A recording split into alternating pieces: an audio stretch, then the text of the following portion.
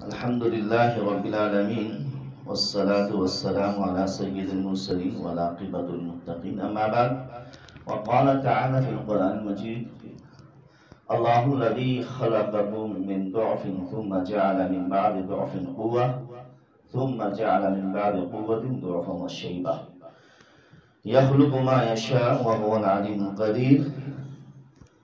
ابن مسعود رضی اللہ عنہ قال النبی صلی اللہ علیہ وسلم لا تزول قدم ابن آدم يوم القيامة من عند ربه حتى يسأل عن خمس عن عمره فيما أفناه وعن شبابه فيما أبلاه وماله من أين اكتسبه وفيما أنفقه وماذا عمل فيما علمه. تمام طرح کی قسم کی تعریف اللہ رب العالمین کے لیے جو ہم سب کا خالق و مالک ہے. درود و سلام ہو تمام انبیاء علیہ الصلوۃ والسلام پر، آخر نبی محمد عربی صلی اللہ علیہ وسلم پر. معزز علماء کرام، ہمارے بزرگان دین اور نوجوان ساتھیوں، مستقبل کے ہونہار بچے، پردہ نشین خواتین اسلامی مائیں بہنیں، مجھ سے کہا گیا تھا سیرت نبوی کے تعلق سے گفتگو کی جائے صلی اللہ علیہ وسلم، لیکن میں یہاں پر آنے کے بعد اپنا موضوع بدل دیا کیونکہ میرے سامنے بالکل نوجوان بیٹھے ہوئے تھے، تو میں چاہ رہا تھا کہ نوجوانوں سے مخاطب ہوں. تو برائے مہربانی ہمارے نوجوان حضرات دیواروں کا ٹیپ چھوڑ کر سامنے آ جائے. اگر آپ جوان ہیں تو، ہم بوڑھے نہیں نا ہیں، ہے نا، جوان ہیں نا ابھی، اور ایسا لگے کہ ہم سامنے والے سے جب گفتگو کر رہے ہیں تو ایسا لگے کہ ہاں زندہ ہیں، مردے نہیں ہیں، ہے نا. کیونکہ ہم اپنی جوانی کیسے گزاریں، کیونکہ جوانی کیا ہوتی ہے؟ دیوانی کا عالم ہوتا ہے. یہی نا آج کے ماحول میں دیوانی ہے نا. آج تقریباً ہر نوجوان اپنی جوانی کو دیوانی کے ایام میں گزار دیتا ہے، اور اس میں ہماری وہ نوجوان لڑکیاں بھی ہیں جو جوان لڑکی ہیں، کالج یونیورسٹی میں پڑھنے والی لڑکیاں ہیں، وہ بھی اپنی جوانی کو فضول لغویات میں، لو اور لعب، کھیل تماشے میں ضائع کر دیتی ہے. حالانکہ جوانی اس لیے اللہ نہیں دیا ہے کہ اپنی جوانی کے مرحلے کو ضائع اور برباد کر دیا جائے، اس لیے دیا ہے جوانی. ہمارے بزرگ یہاں بیٹھے ہوئے ہیں، آپ ان سے کہیے کہ آپ نے جوانی میں کون سے کارنامے دکھائے ہیں، تو وہ گنانے شروع کر دیں گے. جوانی میں نے یہ کیا، جوانی میں نے وہ کیا، جوانی میں ایسا کیا، جوانی میں نے وہ دکھایا. وہ خاموش نہیں ہوں گے اور سناتے رہیں گے جوانی کی کہانی. اب کہیے کہ اگر وہ کرنا ہے تو آپ کیجیے، وہ کارنامے دکھائیے. تو اب ہڈیاں کمزور ہو گئی ہے، گھٹنوں میں درد ہونے لگا ہے، نظریں جھک گئی ہیں، یہ ساری چیزیں آتی ہیں.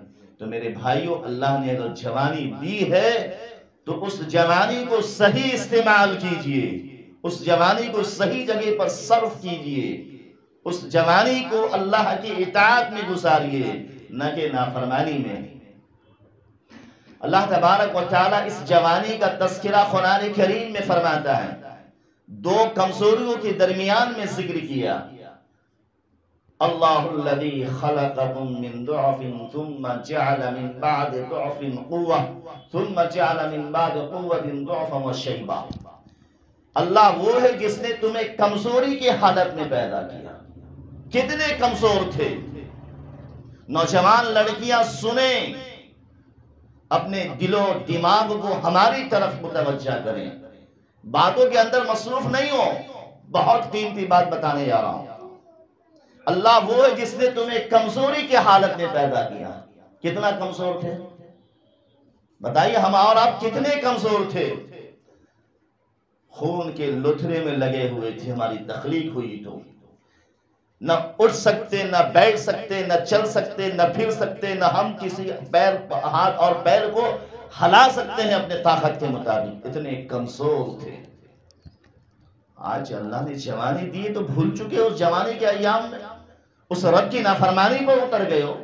زمین پر اترا کر چل رہے ہو، زمین پر اکڑ کر چل رہے ہو، آج اللہ نے جوانی دی ہے تو سنو نوجوانوں، پھر اللہ تمہیں بڑھاپے کی طرف لوٹا دے گا، پھر تمہیں کمزوری کی طرف لوٹا دے گا، پھر تم اتنے کمزور ہو جاؤ گے کہ بغیر لاٹھی کے سہارے سے نہیں چل پاؤ گے۔ آج کھڑے ہو کر نماز پڑھنے کی طاقت ہے تم میں، کل اتنے کمزور ہو جاؤ گے کہ بیٹھ کر نماز پڑھنے کے لائق بھی نہیں بچو گے۔ اس لیے اپنی جوانی کی اہمیت کی قدر کیجئے، جوانی کے مراحل کو سمجھیے۔ جوانی ایک ایسی طاقت اور قوت، جوش اور لاوا ہوتا ہے کہ اگر یہ نوجوان کھڑا ہو جائے اور محلے اور سماج کے اندر برائی کو ہٹانے کی کوشش کر جائے تو یہ ہٹا سکتا ہے، یہ وہ سماج اور معاشرے سے برائی کو نکال سکتا ہے، کیونکہ اس کے اندر طاقت ہوتی ہے، قوت ہوتی ہے، جوش ہوتا ہے، ایک لاوا پکڑا ہوتا ہے جوانی کا، اور وہ جوانی کے ایام میں یہ کام کر سکتا ہے۔ آپ نے اسلاف کی کہانی سنے ہوں گے، اس ہند کو فتح کرنے کے لیے قاسم ہند جب تشریف لے کے آئے تو ان کی عمر 18 سال تھی۔ آج ہمارے 18 سال کے نوجوانوں کے ہاتھ میں کیا ہوتا ہے؟ موبائل ہوتا ہے، جس نے اس کی نیند کو خراب کر دیا، اس کے سکون کو خراب کیا، اس کی نمازوں کو چھینا، اس کے روزے کو چھینا، اس کی عبادت کو چھین لیا، اور یہاں تک کہ اس کو دین اسلام سے بھی نکال دیا۔ اس میں صرف نوجوان لڑکے نہیں ہیں، ان میں نوجوان لڑکیاں بھی ہیں، وہ بھی سنے نوجوان لڑکیاں۔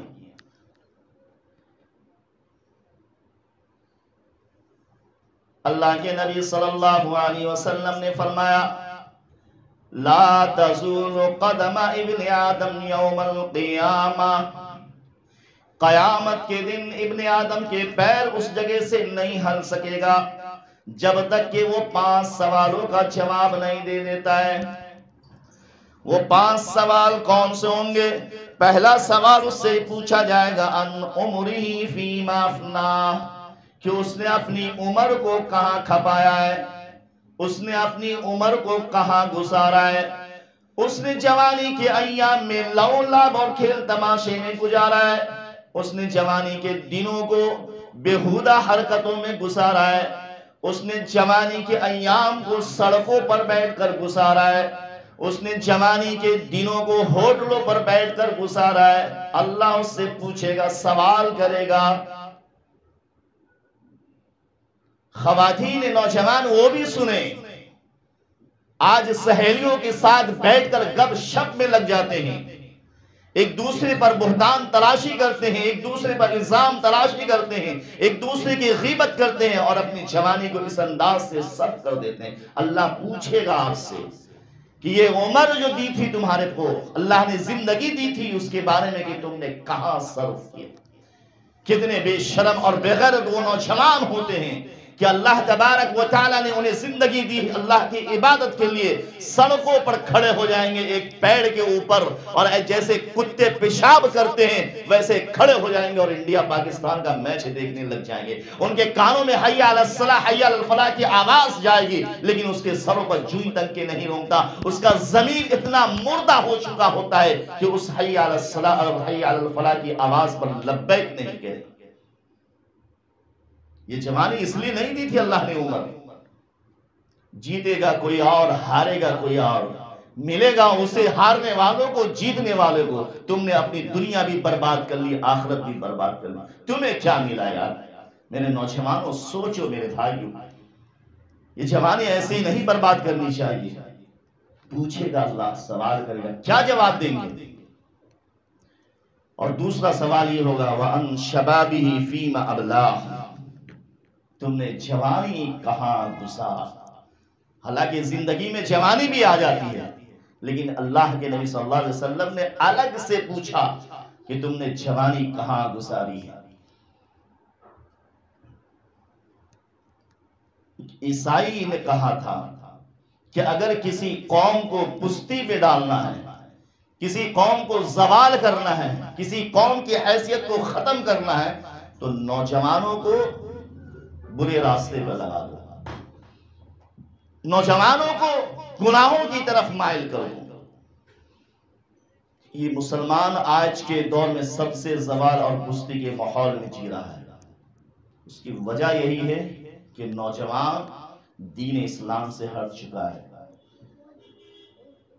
نوجوان کا چہرہ سنت کی مخالفت، لباس سنت کی مخالفت، اس کا اٹھنا بیٹھنا سنت کی مخالفت، کھانا پینا سنت کی مخالفت۔ اس نوجوان کے اندر اسلام کی کوئی اسلامی شریعت کا کوئی شعار نظر نہیں آتا ہے۔ تو بتاؤ میرے بھائیو ان نوجوانوں کی کیفیت کیا ہوگی؟ پوچھے گا میرے بھائی، اللہ سوال کرے، کیا جواب دیں گے آپ؟ اور تیسری چیز اللہ کے نبی صلی اللہ علیہ وسلم نے فرمایا وَمَا لَهُ مِنْ أَيْنَ اكْتَسَبَهُ، کہ مال کہاں سے کمایا۔ کس کو ٹوپی پہنا دی آج؟ فلاں صاحب کو ٹوپی پہنا کے آگے آج تو آج لگ رہا بہت مال کما لیے۔ پوچھے گا اللہ، سوال کرے گا میرے بھائی، کہاں سے مال کمائے ہو؟ حلال طریقے سے کمائے ہو یا حرام طریقے سے؟ اور یہ سوال رب کرے گا ہمارا۔ قیامت کے دن میدان محشر میں تمام لوگ جمع ہوں گے، آدم علیہ السلام سے لے کر قیامت کے صبح تک کے انسان جمع ہوں گے، اور جب تک آپ سوال کے جواب نہیں دے دیتے ہیں، اللہ کے نبی صلی اللہ علیہ وسلم نے فرمایا کہ اس کا پیر جو ہے وہاں سے ہل نہیں سکتا ہے، ٹس سے مس نہیں ہو سکتا ہے۔ ہر آدمی مال کے پیچھے پڑا، نہ حلال کی تمیز نہ حرام کی تمیز۔ دنیا آنی چاہیے، مال آنی چاہیے۔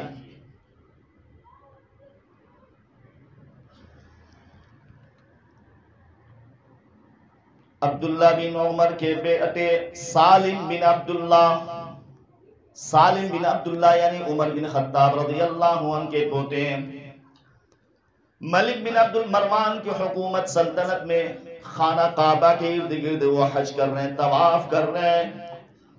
ملک بن مروان نے دیکھا کہ اس کے ہاتھ میں جوتے پھٹے پرانے کپڑے سے لگا ہوا، ان کے بدن کے اوپر تقریباً کئی پیبند لگے ہوئے، خانہ کعبہ کا طواف کر رہے ہیں۔ طواف کرنے کے بعد نماز پڑھا، نماز پڑھنے کے بعد دعائیں بھی کی۔ سالم بن عبداللہ دعا کر رہے ہیں اور ملک بن مروان ان کے پاس میں آ کر کہہ رہے ہیں کہ عبداللہ، سالم بن عبداللہ، میں دیکھ رہا ہوں تیرا لباس بھی پھٹا ہوا ہے، تیرے جوتے پھٹے ہوئے جو سامنے رکھا ہوا ہے، ایسا لگ رہا بہت قیمتی چیز ہے تمہارے لیے، کہو تو میں تمہیں مدد کر دیتا ہوں، تمہیں کچھ لباس دے دیتا ہوں، کچھ درہم اور دینار دے دیتا ہوں۔ سالم بن عبداللہ کہنے لگے تمہیں معلوم نہیں ملک بن مروان یہ کون سی جگہ ہے؟ یہ خانہ کعبہ ہے، یہ وہ مقدس جگہ کہ جو چیز مانگی جائے وہ چیز مل جاتی ہے، اور یہ وہ جگہ ہے کہ رب کو چھوڑ کر کے میں کسی انسان سے مانگنے جاؤں، یہ ہرگز بھی نہیں ہو سکتا ہے، اور میں تم سے کوئی سوال نہیں کر سکتا، اگر مانگنا ہے مجھے رب سے مانگ لوں گا۔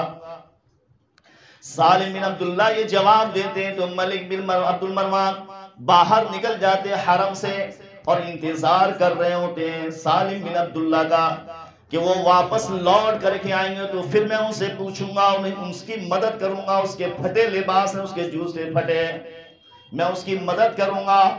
حرم سے باہر نکل آتے ہیں، سالم بن عبداللہ جب باہر نکلتے ہیں ملک بن مروان نے کہا سالم تم عمر کے پوتے ہو، وہ عمر جس نے کئی لاکھ مربع میل پر حکومت کی ہے، کہو تو میں تمہیں یہاں لباس دے دیتا ہوں، کچھ درہم دے دیتا ہوں، کچھ مال دے دیتا ہوں۔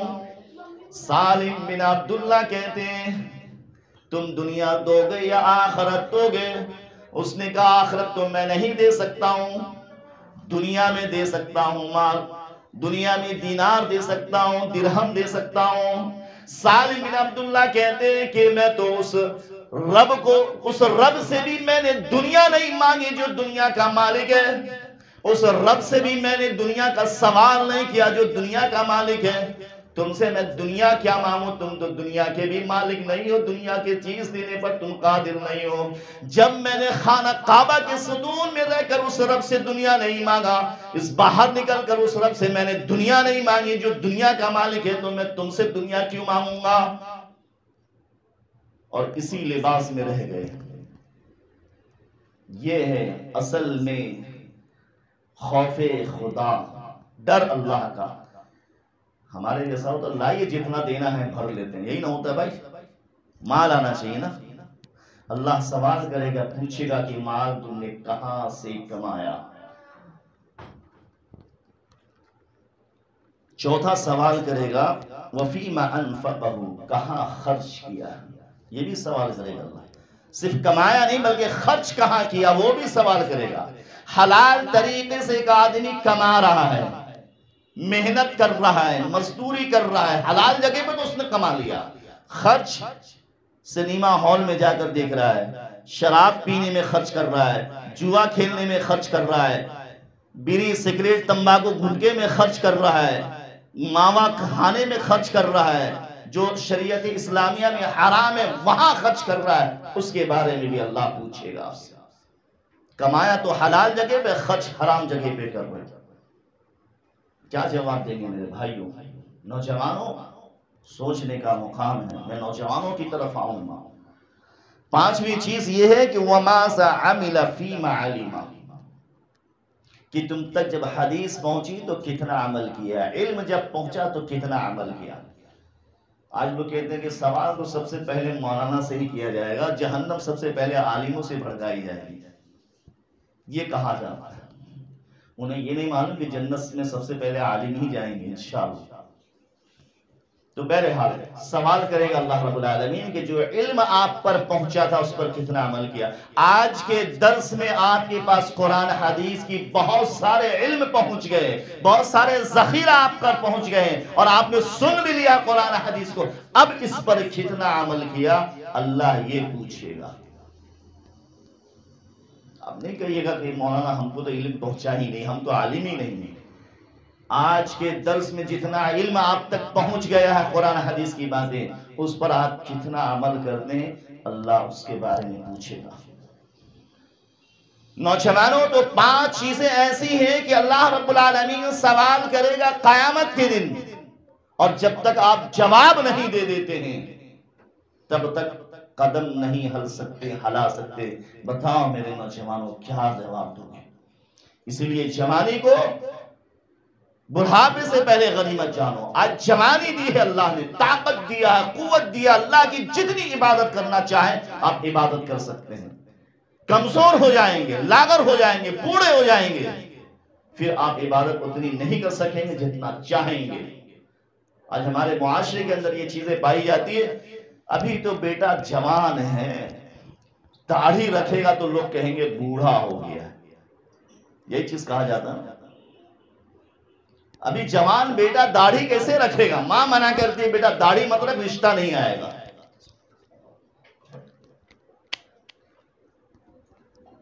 اس لیے میرے نوجوانوں، جوانی کے عالم میں سب سے زیادہ عبادتیں کیجیے۔ اللہ کے نبی صلی اللہ علیہ وسلم نے فرمایا کل قیامت کے دن، روز محشر کے دن، ہولناکی کے منظر کے دن، جب تمام لوگ جمع ہوں گے، اللہ تعالیٰ ان نوجوانوں کو جو جوانی کے ایام میں ہوں گے، جوانی والے ہوں گے، طاقت اور قوت والے ہوں گے، جس نے اس جوانی کو اللہ کی اطاعت میں گزار دیا ہو، اللہ کی فرما برداری میں گزار دیا ہو، تو ایسے نوجوان کو اللہ اپنا سایہ نصیب کرے گا۔ چاہتے ہیں اللہ کا سایہ نصیب ہو تو اللہ کی بارگاہ میں جھکنا پڑے گا۔ اپنی جوانی کے ایام میں رات کی تاریکی اور تنہائی میں اللہ کی عبادت کرنا ہو۔ ایسا نوجوان جس نے اپنی جوانی کے ایام میں اللہ کی عبادت میں مصروف ہو اور اللہ کے ڈر اور خوف سے ایک آنکھ سے ایک قطرہ آنسو گرا دیا ہو، اللہ کے نبی صلی اللہ علیہ وسلم نے فرمایا کہ ایسے آنکھ کو جہنم کی آگ نہیں چھو سکتی جس نے اللہ کے ڈر اور خوف سے آنکھوں سے ایک قطرہ آنسو گرا لیا۔ آج ہمارے نوجوان کا کیا حال ہے؟ سب سے پہلے نوجوانوں کا یہ حال ہے کہ ہمارے پاس موبائل آ گیا ہے، دم فری ہے، اس کو کال کریں گے، اس کو کال کریں گے، مختلف کال کر کے پریشان کریں گے، کرتے ہیں نا؟ یہ نوجوانوں کا کام نہیں ہے میرے بھائی، جوانوں کا کام نہیں ہے کسی غیر محرم عورتوں کو فون کر کے کال کر کے پریشان کیا جائے، اس کو اذیت دی جائے۔ یہ جوانی نہیں کہتے ہیں، اسے دیوانی کہتے ہیں۔ جوان تو وہ تھے جنہوں نے ہمیشہ اللہ کے لیے قربانی دی ہے، اللہ کے لیے قربان ہوئے۔ تو میرے نوجوانوں، سب سے پہلا کام آپ یہ کریں کہ آج کے بعد کسی بھی، چاہے وہ عورت ہو یا لڑکی ہو، آپ کسی انجانے کو فون کر کے ستائیں گے نہیں، پریشان نہیں کریں گے میرے نوجوان۔ اور دوسرا کام ہمارا نوجوان آج کے دور میں کیا کرتا ہے؟ گاڑی اس انداز سے چلاتا ہے کہ سنگل کراس کر کے بھاگتا ہے، اور ایسا لگتا ہے کہ جیسے لال قلعہ کو فتح کر لیا ہو، ایسے ہی لگتا ہے۔ کتنی اذیت ہوتی ہے، کتنی تکلیف ہوتی ہے، کتنے نقصانات ہوتے ہیں، کسی کے ساتھ وہ حادثات ہوتے ہیں۔ تمہارے گھر پر تمہاری مائیں بہنیں بیٹھ کر یہ انتظار کر رہی ہوتی ہے کہ ہمارا بیٹا لوٹ کر واپس آئے گا، اور تم گاڑی اس انداز سے چلاتے ہو جو اس قانون کے اندر بھی نہیں ہے، اس قانون کے خلاف ورزی کرتے ہو، اسلام کے دائرے کے خلاف ورزی کرتے ہو، اور خود کو بھی نقصان پہنچاتے ہو، اور گھر میں بیٹھے ہوئے والدین کو بھی نقصان پہنچاتے ہو، کم پہنچاتے ہو۔ تو یہ کام بھی نہیں ہونی چاہیے۔ اسی لیے اللہ کے نبی صلی اللہ علیہ وسلم نے نوجوانوں کے تعلق سے مخاطب ہو کر فرمایا، اتق اللہ حیث ما کنت، تم جہاں کہیں بھی رہو اللہ تبارک و تعالیٰ سے ڈرتے رہو۔ کتنے نوجوان ہیں جو اللہ تبارک و تعالیٰ سے ڈر اور خوف کی وجہ سے فجر کی نماز میں آتے ہیں۔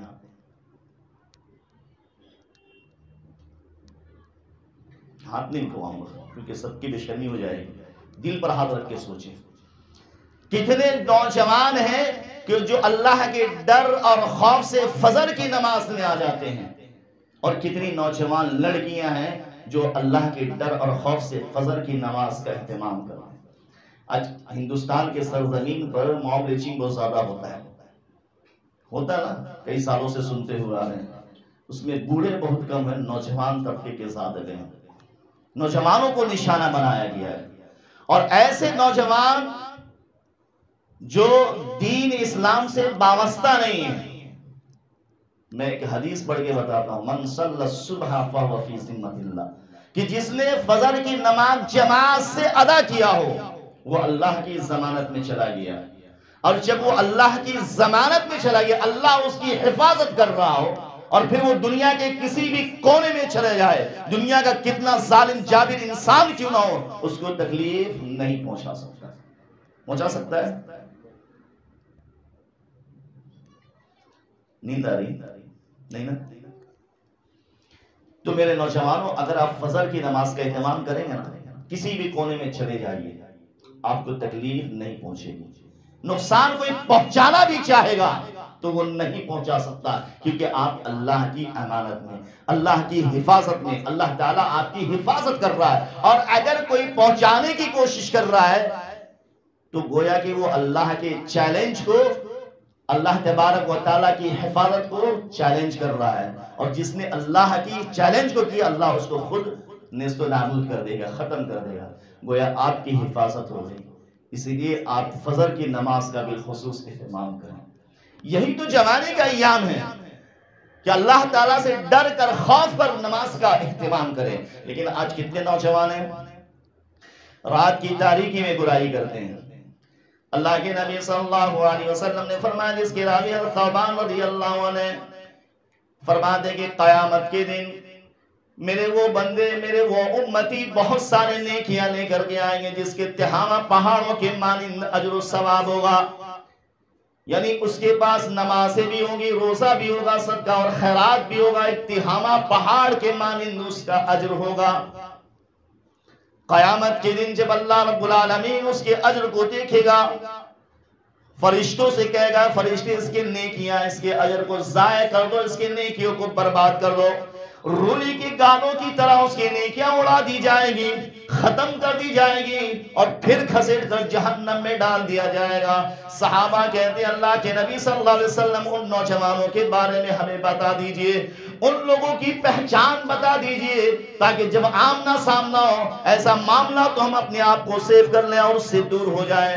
اللہ کے نبی صلی اللہ علیہ وسلم نے فرمایا خبردار خبردار، وہ تم میں سے ہی ہوں گے، وہ تمہارے بھائی ہوں گے، تمہاری طرح پہلی صفوں میں نماز پڑھنے والے ہوں گے، تمہارے ساتھ اٹھ کر بیٹھ کر کھانے پینے والے ہوں گے، تمہارے ساتھ چلنے پھرنے والے ہوں گے۔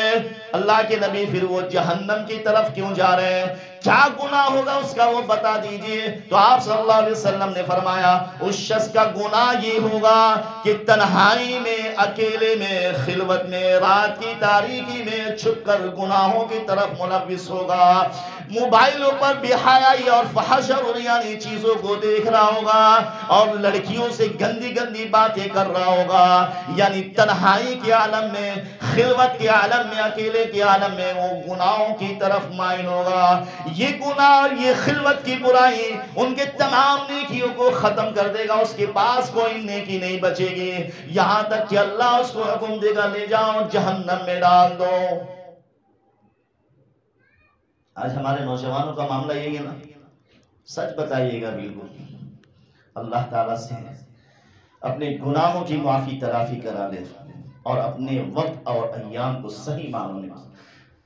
نوجوانوں کا یہ کام نہیں ہے میرے بھائیوں، یہ جوانی کا کام نہیں ہے۔ آج نوجوان جیم میں جا کر اپنی باڈی فلڈر بناتا ہے، کچھ حد تک چلے گا، بنانا بھی چاہیے، صحت اور تندرستی اور طاقتور مومن اللہ تبارک و تعالیٰ کو پسند بھی ہے۔ آپ جائیے جیم میں، لیکن جتنا وقت آپ جیم میں جائے کر رہے ہیں کم از کم اللہ کی عبادت میں بھی اپنے وقت کو ضائع کیجیے۔ حضرت ابو ہریرہ رضی اللہ عنہ بیان کرتے ہیں، علامہ البانی رحمۃ اللہ علیہ نے احادیث صحیحہ کے اندر اس واقعے کو ذکر کیا کہ اللہ کے صلی اللہ علیہ وسلم بیٹھے ہیں، صحابہ بھی بیٹھے ہیں، ایک نوجوان بہترین ہٹا کٹا پہاڑی کے سائڈ سے نکلا تو نوجوان صحابہ نے کہا کہ اللہ کے نبی اس جوانی کا اس کا جو اتنا دیکھ رہے ہیں، اگر یہ اپنی جوانی کو اللہ کے راہ میں، جہاد میں، فی سبیل اللہ میں گزار دیا ہوتا تو کتنی بہترین بات ہوتی۔ نوجوان سے کہتے ہیں کہ بھائی نماز کے لیے چلو، مولانا ناپاک ہے، پاک نہیں ہے، استغفر اللہ۔ یہ ہمارے نوجوانوں کا حال ہے۔ مولانا جہاد کا جب معاملہ آئے گا تو پھر نکل جائیں گے، ایسا معاملہ ہوتا ہے۔ نہیں میرے بھائیو، سب سے بڑا جہاد جو ہے اپنے نفس سے کرنا ہے۔ ان النفس لامارۃ بالسوء، یہ نفس تمہیں برائی کی حکم دیتا ہے، یہ نفس تمہیں برائی کی طرف لے جاتا ہے، اس برائی سے رکنا یہ ہے سب سے بڑا۔ لیکن آج نفس کی برائی سے نہیں رک رہے، نفس دے رہا دعوت نہیں رک رہے، برائی کی طرف چلے جاتے ہیں۔ اللہ کے نبی صلی اللہ علیہ وسلم فرمایا ادھر آؤ، یہ جو صحابہ ہیں بیٹھے ہوئے یہ کہہ رہے ہیں کہ اگر یہ جوانی اور صحت کو اللہ کے راہ میں گزار دیا ہوتا جہاد فی سبیل اللہ میں تو بہتر زندگی ہوتی۔ اللہ کے نبی صلی اللہ علیہ وسلم نے فرمایا میں تمہیں بتاتا ہوں کہ اس جوانی کو اپنے والدین کی اطاعت میں گزار دو، یہ جہاد فی سبیل اللہ ہے۔ کتنے نوجوان ہیں جو اپنے والدین کی عزت کرتے ہیں، کتنے نوجوان ہیں جو اپنے والدین کی خدمت کرتے ہیں، کتنے نوجوان ہیں جو والدین کی فرما برداری کرتے ہیں زندگی گزار رہے ہیں۔ یہ بھی جو ہے جہاد فی سبیل اللہ میں آتا ہے۔ اور دوسرا، وہ نوجوان اپنے بیوی بچوں کے لیے، ماں باپ کے لیے، گھر والوں کے لیے محنت اور مشقت کر کے کماتا ہے، یہ بھی جہاد فی سبیل اللہ میں۔ اور تیسرا، گناہوں سے رکتا ہے، نفس سے رکتا ہے، برائی سے رکتا ہے، یہ بھی جہاد فی سبیل اللہ۔ لیکن آج وہ چیزیں نہیں مل رہی ہیں۔ اگر یہاں پر خواتین ہیں تو اپنے بچوں کو مدرسے کی تعلیم دے، نوجوان لڑکیوں کو مدرسے کی تعلیم دے، قرآن حدیث کی تعلیم دے، پتہ چلے کہ قرآن حدیث کے اندر، اسلام کے اندر کتنی ساری چیزوں کا جو حکم دیا، تب جا کر کے وہ بچہ آپ کی اطاعت اور فرمانبرداری کرے گا۔ ویسی مائیں بننے پڑے گی آپ کو۔ میں ایک واقعے کے ذریعے سے مثال دے کر کے اپنی بات کو انشاءاللہ ختم کروں گا، کیونکہ وقت کا تقاضا بھی ہے اور بہت ہی بہترین واقعہ ذہن ہے۔ صفۃ الصفہ کے اندر علامہ ابن الجوزی رحمۃ اللہ علیہ نے اس واقعے کو ذکر کیا۔ مدنی حرم میں بیٹھے ہوئے شخص تھے جس کا نام ابو قدامہ رحمہ اللہ ہے۔ ایک شخص آ کر کہنے لگا ابو قدامہ آپ نے اپنی زندگی کے بیشتر حصے کو اللہ کے راہ میں گزار دیا. وہ ایسے واقعے بتائیے جو اس تمام زندگی کا بہت ہی دردناک ہو. ابو قدامہ کہتے ہیں کہ جب میں سلیبیوں سے جنگ کرنے کے لیے نکلا، اس سے جنگ کرنے کے لیے ہم لوگ نکلے، ہماری جماعت نکلی، اور راستے میں ایک رکا جگہ ملا، وہاں ہم نے رکا، قیام کیا، اور پھر مسجد میں جا کر ہم نے لوگوں کو انفاق فی سبیل اللہ اور جہاد کی طرف ابھارا. اس کے بعد چلے آئے، ہم کچھ دور پہ جا کر کرائے سے ایک جگہ لی اور وہاں رک گئے. رات کی تاریکی ہوتی ہے، دروازے پر کسی نے دستک دیا. جب میں نے دروازہ کھولا تو دیکھا کہ سامنے ایک عورت کھڑی ہے، برقع پوش عورت ہے، نقاب لگا ہوا، اس کے ہاتھ میں ایک تھیلا ہے اور اس تھیلے کے اندر ایک خط لکھا ہوا ہے. اس نے مجھ سے پوچھا کہ آپ ابو قدامہ ہیں؟ میں نے کہا ہاں میں ابو قدامہ ہوں. اس عورت نے کہا آپ نے مسجد کے اندر آپ نے انفاق فی سبیل اللہ کے لیے اور جہاد کے لیے آپ نے لوگوں کو ابھارا. کہا ہاں میں نے لوگوں کو واعظ و نصیحت کیا ہے. وہ عورت کہتی کہ میرے پاس مال نہیں ہے، میں اس لائق نہیں کہ میں آپ کو کوئی مال دے سکوں، اللہ کی راہ میں خرچ کر سکوں، لیکن میرے پاس ایک قیمتی شے ہے. میں نے اپنے سر کے بال کو کاٹا ہے اور اس سے میں نے رسی بنا لی ہے، اور اس رسی کو میں نے آپ کی خدمت میں دی ہے.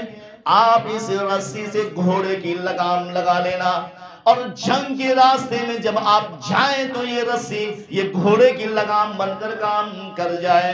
اور جب اللہ یہ ادا دیکھے کہ ایک عورت نے اللہ کے راہ میں اپنی محبوب شے کو کاٹ کر رسی بنا کر دے دیا تو ہو سکے کہ اللہ مجھے مغفرت کر دے اور اس کے بدلے میں جنت دے دے، اسی لیے میں نے یہ چیز لا کر آپ کو دی، آپ اس چیز کو لے لیجئے.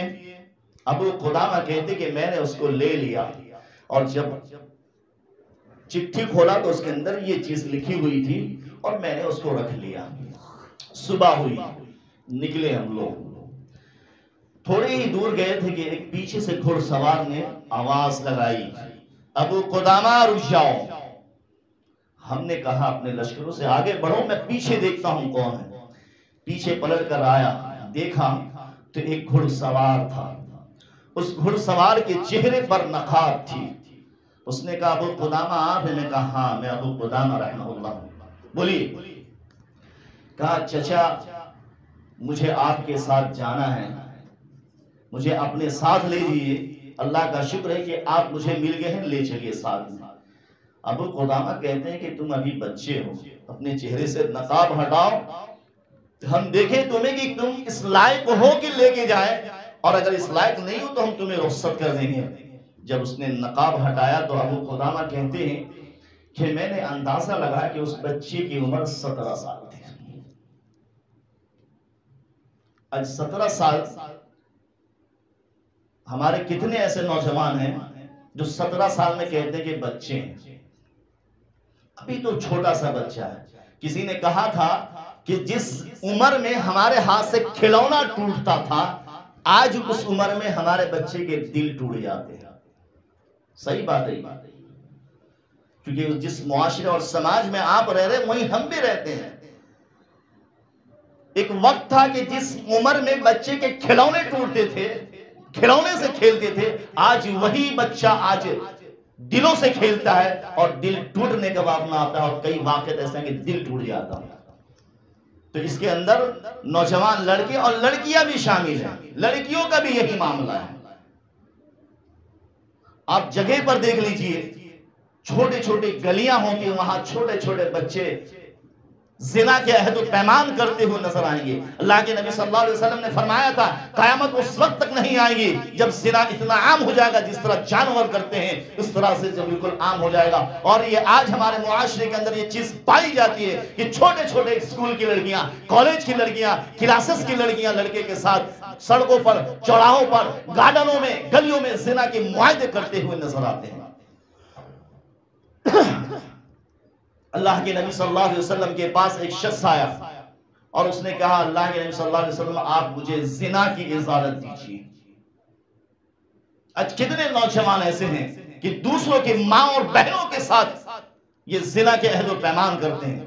صحابہ موجود ہیں، غصے سے تلملا اٹھے کہ اللہ کے نبی صلی اللہ علیہ وسلم سے تم زنا کی اجازت مانگتے ہو۔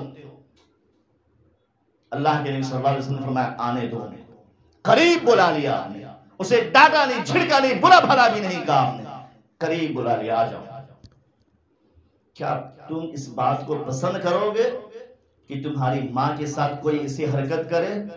اللہ کے نبی، اللہ کی قسم میں ہرگز بھی اس بات کو پسند نہیں کروں گا، میں آپ کے اوپر قربان جاؤں، ہرگز بھی اس بات کو پسند نہیں کروں گا۔ اللہ کے نبی صلی اللہ علیہ وسلم نے فرمایا کہ وہ بھی جس کی ماں ہے وہ اس بات کو پسند نہیں کرے گا کہ اس کی ماں کے ساتھ یہ حرکت ہے۔ پھر آپ نے سمجھایا کیا تو اس بات کو پسند کرے گا کہ تیری بہن کے ساتھ کوئی ایسی حرکت کرے؟ اللہ کے نبی ہرگز بھی نہیں، میں تو اسے قتل کر دوں گا، میں اس کو ماروں گا، ایسا کیسے ہو سکتا ہے کہ میری بہن کے ساتھ کوئی اس طرح سے حرکت کرے؟ اللہ کے صلی اللہ علیہ وسلم نے فرمایا کہ وہ بھی کسی کی بہن ہے، اس کا بھائی بھی ہرگز اس بات کو پسند نہیں کرے گا۔ ایک ایک کر کے گنایا آپ نے، پھوپھی، خالہ، ایک ایک کا نام لے کر کے گنایا۔ پھر اس نے کہا اللہ کے صلی اللہ علیہ وسلم ہرگز بھی نہیں میں اس بات کو پسند کرتا ہوں۔ تو آپ نے فرمایا کہ اسی طریقے سے وہ کسی کی ماں ہے، بہن ہے، بیٹی ہے، وہ اس کی بات کو پسند نہیں کرے گا تو تم کیوں ایسے کرتے ہو؟ پھر اللہ کے صلی اللہ علیہ وسلم اس طریقے سے سینے پہ ہاتھ مارا، فرمایا اللہم اغفر ذنبہ وقلبی وطہر قلبہ وحسن فرجہ، اللہ ان کی مغفرت فرما دے، گناہوں کو معاف فرما دے، اس کے دل کو پاک اور صاف کر دے، اور وحسن فرجہ اور اس کی شرمگاہوں کی حفاظت فرما دے۔ اللہ کے صلی اللہ علیہ وسلم نے یہ دعا دی اس شخص کو، اس صحابی کہتے ہیں اس کے بعد میں نے کسی کی طرف بری نظر نہیں دیکھا۔ میرے نوجوانوں، اگر آج آپ کسی کی بہن کے ساتھ، کسی کی بیٹی کے ساتھ، کسی کی ماں اور خالوں کے ساتھ بری نظر سے دیکھتے ہیں تو کل ہمارے مائیں، بہنیں، بیٹی بھی ہیں جو دوسرے بھی دیکھیں گے۔ اسی لیے اس سے رک جائیے، رک جائیے اس سے۔ ابو قدامہ کہتے کہ میں نے دیکھا وہ 17 سال کا بچہ ہے، میں نے کہا بیٹے واپس چلے جاؤ، تمہاری ضرورت نہیں ہے اس جنگ کے اندر، جاؤ، تمہارا باپ کہاں ہے؟ وہ نوجوان بچہ کہتا ہے کہ میرا باپ سلیحیوں کے ہاتھوں شہید کر دیا گیا۔ ماں زندہ ہے؟ ہاں ماں زندہ ہے، جاؤ اپنی ماں کی خدمت کرو، ماں کے قدموں کے نیچے جنت ہے، جاؤ۔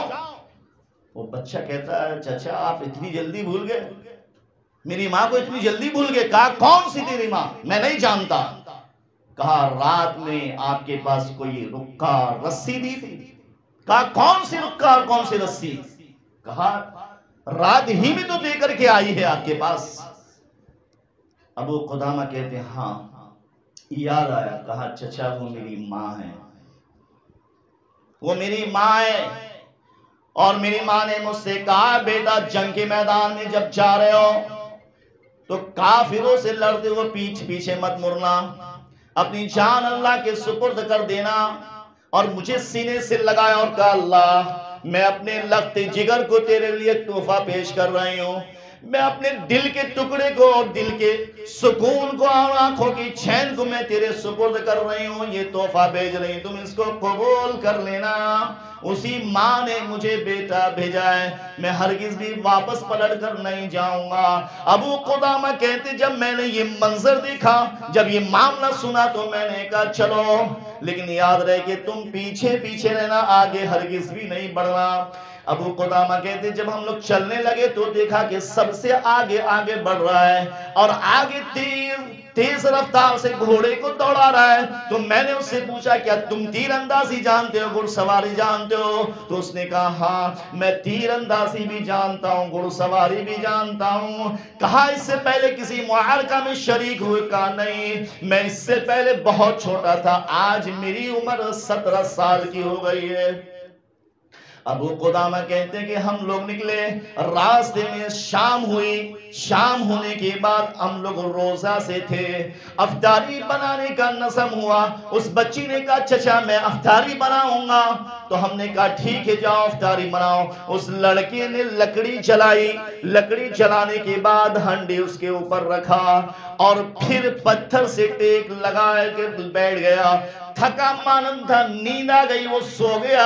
لوگوں نے کہا ابو قدامہ جاؤ تمہارے ساتھی کو دیکھو، بہت دیر ہو گئی ابھی تک نہیں آیا۔ ابو قدامہ کہتے میں جا کر دیکھتا ہوں تو وہ بچہ سو رہا ہوتا ہے، میں نے افطاری بنایا اور یہ اس کو اٹھانا مناسب نہیں سمجھا، میں اس کی طرف دیکھ رہا تھا، وہ بچہ مسکرا رہا ہے، پھر میں نے اس کی طرف دیکھا تو اور وہ تیز مسکرا رہا ہے، پھر اس کی طرف دیکھا تو اتنی تیز مسکرایا کہ اس کو اٹھ کر بیٹھ گیا۔ تو میں نے کہا اس بچے سے، ابو قدامہ کہتے ہیں کہ اٹھ کر جب بیٹھ گیا تو میں نے کہا بیٹا تم کیوں ہنس رہے تھے؟ ابو قدامہ نے جب یہ پوچھا تو اس نے کہا چچا میں تو خواب دیکھ رہا تھا، بس ایسے ہی خواب دیکھا۔ ابو قدامہ کہتے ہیں میں نے اسے اللہ کی قسم دی، اللہ کی قسم جب تک تم مجھے بتاؤ گے نہیں میں ہرگز بھی تمہیں افطاری بنانے نہیں دوں گا، مجھے بتاؤ۔ وہ بچہ بتانا شروع کیا، چچا میں خواب دیکھ رہا تھا، میں نے خواب دیکھا کہ جنت کے محل میں گھوم رہا ہوں اور جنت کے محل سونے یا چاندی اور ہیرے جواہرات کے بنے ہوئے ہیں اور اس کے اندر حسین و جمیل لڑکیاں ہیں، بڑی خوبصورت ہے۔ ان میں سے ایک کہہ رہی تھی کہ یہ مرضیہ کا خاوند ہے، مرضیہ اس کی بیوی ہے۔ جب میں نے اس سے پوچھا کہ مرضیہ تم ہو تو اس نے کہا میں تو اس کی ادنا سے غلام ہوں، مرضیہ فلاں محل میں چلے جاؤ۔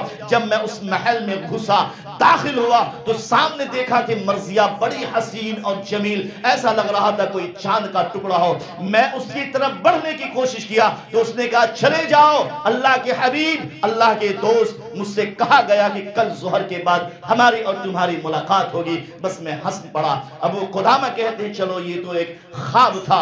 پھر وہاں سے رات گزاری، صبح ہوئی، صبح سفر کے لیے روانہ ہوتے ہیں اور روانہ ہوتے ہیں۔ ابو قدامہ کہتے ہیں کہ میں نے دیکھا اس نوجوان لڑکے کو گھڑ سوار سے بڑی تیزی کے ساتھ آگے بڑھ رہا ہے۔ میں نے اس کا ہاتھ پکڑا، بیٹا تم پیچھے جاؤ، اگر فتح ہوئی تو اس فتح کے اندر تم بھی شامل ہوگے اور اگر شکست ہو گئی تو کم سے کم تم بچ جاؤ گے، دوسرے مارے جائیں گے۔ اب وہ بچہ کہتا چچا آپ کو معلوم نہیں، اللہ کہتا انفروا خفافا وثقالا وجاہدوا فی سبیل اللہ، کہ اللہ کے راہ میں نکل جاؤ، چاہے ہلکے ہو یا بوجھل ہو، اور اپنی جان کی قربانی پیش کر دو۔ کیا آپ چاہتے کہ میں جہنم میں چلے جاؤں؟ ہرگز بھی نہیں، میں حافظ قرآن ہوں، میں قرآن کا علم جانتا ہوں، میں قرآن کو پڑھا ہوں اور قرآن کے بارے میں جانتا ہوں، آپ مجھے جانے دیجئے۔ ابو قدامہ کہتے اتنی بات چل رہی تھی، اس نے ہاتھ چھڑایا اور سب سے آگے نکل گیا۔ جنگ شباب پر ہوئی، تلواریں تیرے بچھارے ہونے لگی، لاشیں اڑنے لگی، کسی کے ہاتھ اڑ رہے ہیں، کسی کے پیر اڑ رہے ہیں، اور جب یہ معاملہ ختم ہوا اللہ نے ہمیں فتح نصیب تھی۔ ظہر کی نماز کا وقت ہو گیا، ہم نے نماز ادا کی، سب نے نماز پڑھی، پھر لوگوں کی تلاشنے لگے، لوگ اپنے اپنے رشتہ دار کو تلاش رہے ہیں، ڈھونڈ رہے ہیں۔ اس بچے کا کوئی رشتہ دار نہیں تھا، ہم بھی ڈھونڈنے کے لیے نکلے، لوگ آواز لگا رہے ہیں ابو قدامہ تمہیں فلاں جگہ پر وہ بچہ بلا رہا ہے، وہ لڑکا بلا رہا ہے۔ جب میں اس کے قریب گیا تو دیکھا کہ اس کے جسم سے آر پار کئی تیروں کے بچھار ہو چکے، اس کے جسم کو گھوڑے نے رون ڈالا ہے، ایک ہاتھ ادھر الگ ہو چکا ہے، اس کے سر سے خون نکل رہے ہیں۔ ابو قدامہ جب اس کے پاس پہنچتے ہیں وہ بچہ کہتا چچا اللہ کا شکر ہے کہ اللہ نے مجھے وصیت کرنے کے لیے زندہ رکھا ہے، آئیے میں آپ کو ایک بات وصیت کر دیتا ہوں۔ ابو قدامہ اپنے کرتا نکالتے ہیں اور اس بچے کے سر سے خون کو صاف کرنے لگتا ہے۔ وہ لڑکا کہتا چچا اپنے کرتے کو خراب مت کیجئے، میرے کپڑے سے خون صاف کیجئے، اور ہاں یہ کپڑا لے جا کر میری ماں کو دے دینا اور کہنا اللہ نے تمہارے تحفے کو قبول کر لیا ہے، جو تحفہ تم نے اللہ کے لیے بھیجا تھا اللہ نے اس کو قبول کر لیا ہے۔ اور ہاں ایک بات اور ہے میرے چچا ابو قدامہ، جب میں گھر سے نکلتا ہوں میری 9 سال کی بہن ہے، جب بھی گھر سے نکلتا ہوں وہ بہن کہتی بھیا تم جلدی آ جانا، دیر مت کرنا، آج سے اس کا بھیا رخصت ہو رہا ہے۔ ابو قدامہ میرے چچا میری بہن سے کہہ دینا کہ آج کے بعد میں تیرا بھائی ہوں، اور اس بہن سے کہہ دینا کہ اللہ تعالیٰ نے تمہاری ماں کا بھیجا ہوا تحفہ قبول کر لیا۔ اس بہن نے ابھی باپ کا صدمہ برداشت نہیں کیا ہے، ابھی بھائی چلا گیا، اس کا صدمہ کیسے برداشت کرے گی؟ ابو قدامہ کہتے ہیں کہ میں اتنا رو رہا تھا، مجھے سمجھ میں نہیں آ رہا تھا کہ اس بچے کی وصیت کو لے کر میں کیا کروں اور کس انداز سے جاؤں۔ بچہ یہ کہتا ہوا اس دنیا سے رخصت ہو جاتا ہے، 17 سال کی عمر میں اللہ کی راہ میں قربان ہو جاتا ہے، اللہ کی راہ میں شہید کر دیا جاتا ہے۔ ابو قدامہ کہتے ہیں ہم نے اس کو دفنا دیا، اور سب سے پہلا کام یہ تھا کہ اس کی وصیت پر عمل کرنا۔ میں نکلا اس شہر کی طرف جہاں مجھے رقہ کے اندر چٹیا اور خط ملا تھا، لیکن مجھے کوئی نہیں جانتا تھا، میں اس شہر میں کسی کو نہیں پہچانتا تھا۔ اس دروازے پر ایک لڑکی کھڑی تھی جس کی عمر 9 سال تھی، وہ ہر کسی سے یہ پوچھ رہی تھی، لوگوں تم کہاں سے آ رہے ہو؟ کہتے جنگ کے میدان سے۔ لوگوں تم آ رہے ہو، میرا بھیا کیوں نہیں آ رہا ہے؟ میرے بھائیے کو تو بلا لو، میرے بھائی کو بلا لو، کیوں نہیں آ رہا ہے؟ ابو قدامہ کہتے جب میں نے یہ منظر دیکھا تو میں نے اس سے کہا اپنی امی کو بلاؤ۔ اس کی ماں دروازے سے دستک دی، ابو قدامہ اگر خوشخبری دینے کے لیے آئے ہو تو خوشخبری دے دو، اور عیادت کے لیے آئے ہو تو چلے جاؤ۔ ابو قدامہ کہتے میں نے سمجھا نہیں۔ وہ عورت کہتی ہے خوشخبری یہ ہے کہ یہ کہہ دینا کہ اللہ نے تیرے تحفے کو بھیجا جو تھا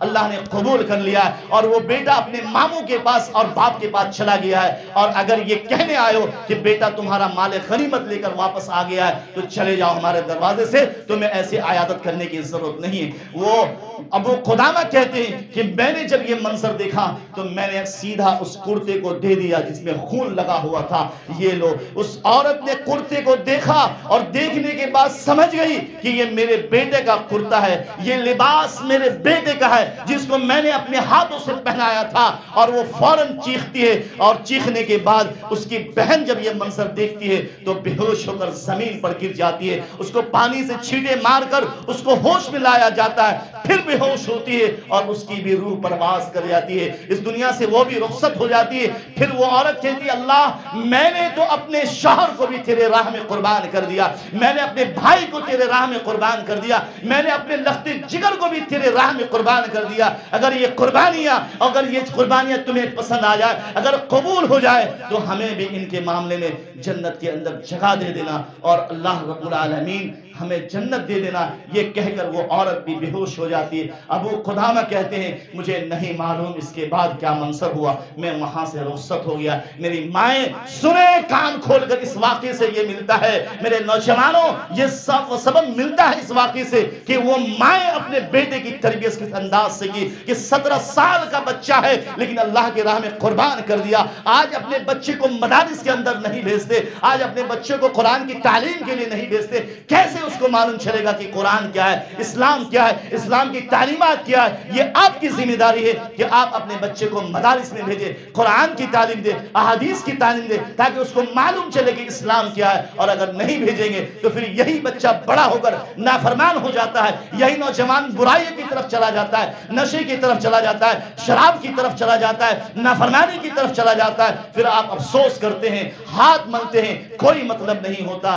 ہاتھ کا نکلا ہوا چلا جائے تو کوئی فائدہ نہیں ہوتا ہے۔ اسی لیے اگر ابھی بھی وقت ہے اپنے بچوں کو سدھارنا ہے، اپنے نوجوان بیٹوں کی تربیت کرنا ہے، اپنے نوجوان بھائیوں کی تربیت کرنا ہے، تو آج سے یہ عہد و پیمان کر لے کہ ایک لمحہ بھی زندگی اللہ کی مرضی کے خلاف نہیں گزاریں گے۔ حضرت حسن رضی اللہ عنہ کہتے ہیں کہ میں نے کبھی بھی اپنی زندگی کے ایک قدم آگے نہیں بڑھایا، ہاتھ کبھی آگے نہیں بڑھایا، زبان کبھی نہیں کھولا جب تک کہ میں یہ دیکھ نہیں لیتا تھا کہ اس میں اللہ کی فرما برداری ہے یا نافرمانی ہے، تب جا کر کے میں اپنے ہاتھ اور قدم کو بڑھاتا تھا۔